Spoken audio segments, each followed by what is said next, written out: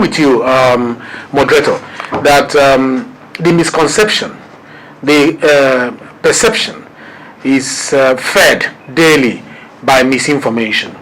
Nigerians don't know where to draw the line between expectation management on the executive and that on the legislators. Section 88 and 89 of the Constitution is very clear on the mandate of our commission, what we have been elected to do. We are not the ones who are supposed to do executive jobs, but we have what we call the representative function, like you rightly mentioned, that they don't even see their governors. They don't see their House of Assembly member in the state. They don't even blame the president. Who they blame? The president they know, the governor they know is their House of Rep member. And the same thing happens to me in my federal constituency. You know, now the question becomes, is it supposed to be so? And if not, what needs to be done, like you asked? The answer to this is that we carry three functions. One is lawmaking, another one is oversight function, and then the next one is representative function.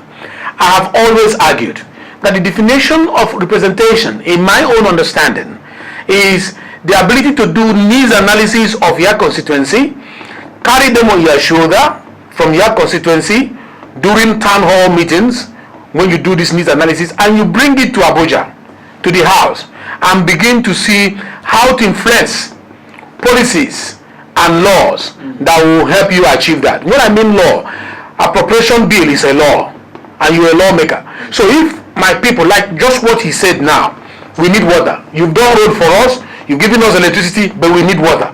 It will not be appropriate for government to go and give them another transformer when they don't need it. Leaving borehole that they need. And it is the duty of the representative to now look through the budget when they come for budget defense and say, you are giving my people another transformer. You are not supposed to give us transformer. What we need now is borehole in this part of Benue State. Please give us borehole. Now he will influence it by insisting that the budget is done in a way that it will reflect the needs interpretation that he has done through his needs analysis, and that the effect of the budget will be to provide solution to the needs of his people. So that is our job. It's not that we will go and construct it. It's not that we go and bring the contractor or design the road. Our job is to make sure that the National Assembly that appropriates the budget include the things that our people need. If they need the health center, insist on it through the relevant committee. On the issue of perception, you see, I want to say, the law will say he that alleges must prove. And I'm surprised that the gentleman that just spoke, who is also a member of the press corps in the National Assembly, who ought to know better, alluded to the fact that the Ninth Assembly have not escaped corruption. That's a heavy one. It's heavy in the sense that, you know, once you want to do your job as allowed by Section 88 and 89, which includes oversight function on any MDA, and they don't want you to come, and they throw up an accusation against you, it means the public will believe it's true. Sure. And then how do you do your oversight function? If the public believes that anybody that you want to go and look at his books and see if they are appropriating accordingly, you know, I mean, they're using the money that have been appropriated to them, you know, and they throw up accusation and say you are corrupt to scare you away from coming to them, and Nigerians buys that hook, line and sinker, then it means that we are no longer free to work for Nigerians.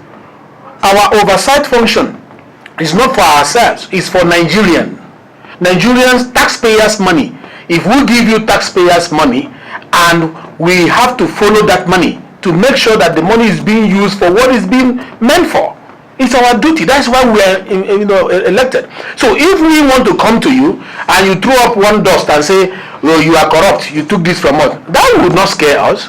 Going into media war when there is a laid down legal process, it's a waste of time. And what they want to achieve is exactly what this, my friend, is flaming for them now. What they want to achieve is to distract Nigerians from what we are saying. We are saying you did not present your budget performance on time in 2018, 2019 for us to approve your 2019 budget. we are saying that based on section 18 sub 1 of the Establishment Act of NDDC year 2000, you are supposed to present your budget on the 30th of September of the previous year of the budget. You failed, you wasted time for 13 months. And then I personally raised a motion on the floor of the National Assembly on the 26th of September or the 13th of November. I said, why are you spending outside the budget, NDDC? Come and tell us why you cannot present your budget. On the 26th they came. When they came to present their budget, they did not come with the performance report of the previous budget. So it was difficult for us to benchmark their 2019 budget against what they have spent in 2018. They delayed that till the February of this year without bringing it up. So they delayed. It was not us that delayed their budget. Okay. They delayed their budget. Now we've been accused of budget padding.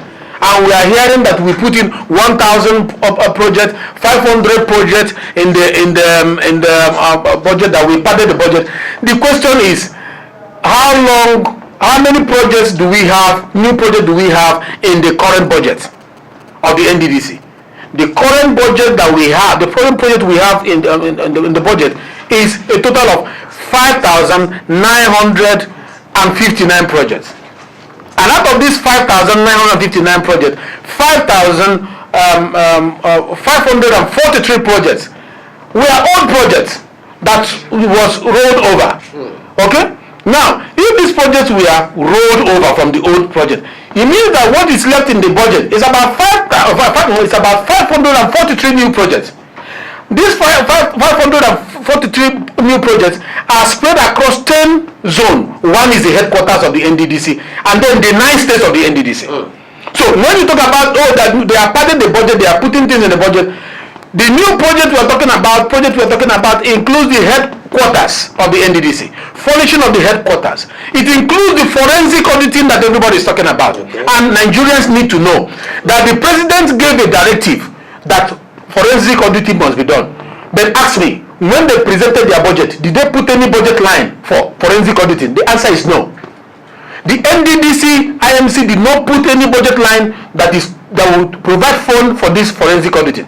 It was the leadership of the House in their wisdom that said, no, the president has given a directive that a budget line must be for this forensic auditing, put it there. Okay. And we created a budget line, and that is why today that the forensic auditing is being funded from the budget. Okay. Now, why are they crying? They are crying because we are saying, excuse me, they are crying. No, you have to wait, let me finish. They are crying because we said money is missing. Money has been spent. 40 billion of Nigerian money. We can't see where it went to. We want to check your book. It has nothing to do with the forensic auditing. The executive have the right to call for forensic auditing. It should be running, but it should not pause our own function as allowed by section 88 and 89, which is to oversight them. So while the forensic auditing is going on, nothing stops us from looking at their books. Whether they accuse us from now till their kingdom comes, we are doing our job for Nigerians.